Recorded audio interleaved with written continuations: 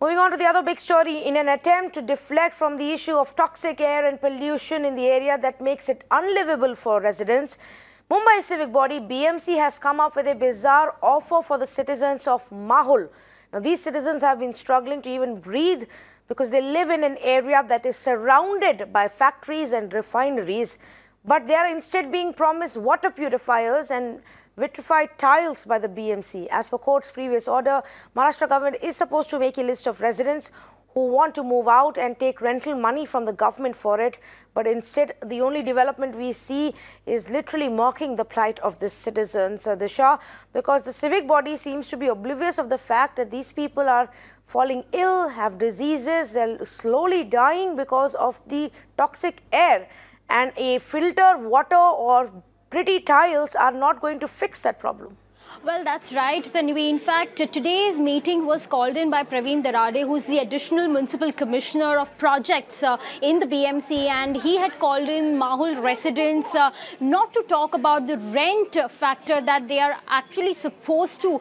do so, but instead he gave some assurances and promises like in Mahul they will add luxury amenities like Johnson & Johnson tiles, and in fact if you say Jaguar water purifiers as well, so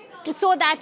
residents do not really opt for rent but continue to stay in Mahul. Because remember, Tanvi, at this point in time the court has already given favor in has given verdict in the favor of Mahul residents that at least 15,000 rupees of rent has to be given to the residents of Mahul, and once the court order is uploaded on the website, from that day itself, within 1 month's time, BMC has to prepare the list of all the residents who want to opt for the rent or who want to continue staying in Mahul. So instead of actually working out on that list of factor, the BMC here is trying to push that more and more residents continue to stay in Mahul, so that only few number of people actually they move out, and the government has to only bear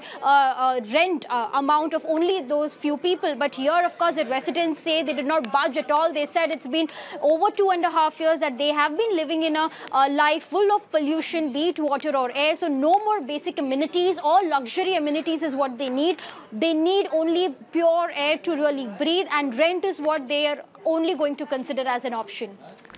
All right, Disha, thanks so much for bringing us this update. It's really, really unfortunate that these citizens have been fighting for their right to live a clean life in a clean place, and the government of Maharashtra has been unable to do that. The civic body of Mumbai has been unable to do that, and instead they mock them by making such ridiculous offers.